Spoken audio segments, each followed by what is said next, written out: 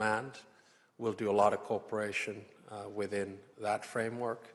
On top of that, when you look at our planning of the so-called FLF, we will have Icelandic presence there in one way or another, which is proof of an part of the defense cooperation that we do with Iceland.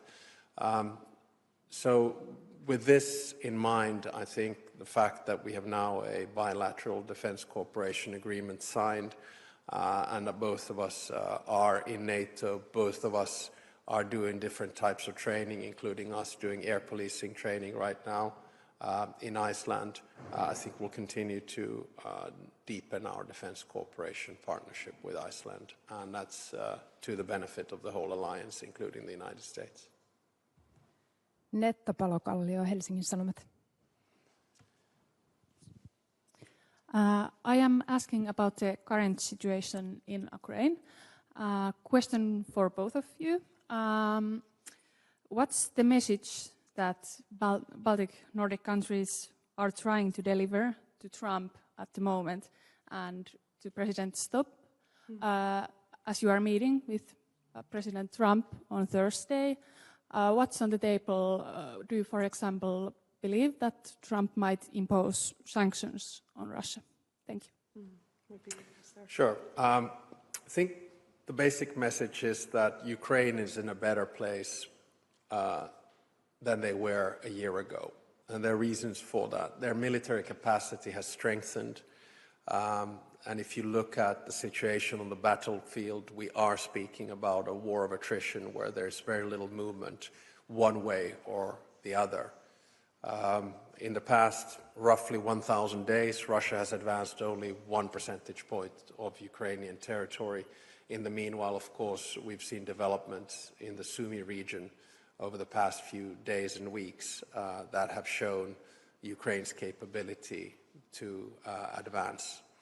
I also think that the Russian economy is not in a good place, which means that their interest rates and inflation is over 20%, which means that their reserves are close to zero, which means that their economy will not be growing this year, which means that they will probably have to increase, for instance, their value-added tax.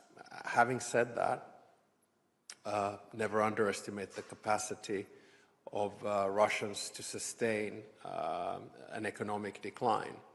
So my message, and in the conversation that I'll have with President Trump on Thursday, we'll look at a lot of the facts on the ground. And I can also bring messages from my recent visit to Kyiv, where I had a chance to have one-on-one conversations with President Zelensky and also get an extensive security briefing of the situation on the battlefield. Then it is, of course, up to the President of the United States to decide what he does with the information. I keep on stressing that the President is very curious in gathering as much information as possible and then, of course, draws his own conclusions.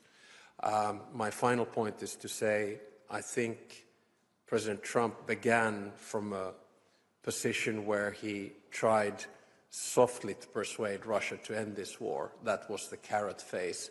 And of course, with the latest language that he has put forward, I see a stick emerging. How big that stick is going to be is in the hands of the president himself.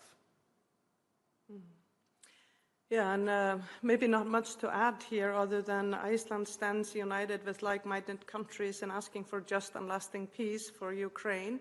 I think the stick is partly in the hand of the United States president, but also I would say in the clever setup of the use of the frozen assets, which is in Europe's hands. And I think those two are the responses that are needed to get to a just and lasting peace and broad-based solidarity amongst those of us who need to live in a world that is rule-based, where sovereignty of nations is respected.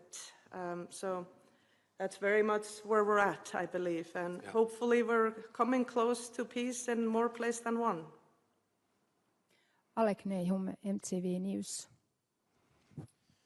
President Stubb, you obviously covered this a bit already.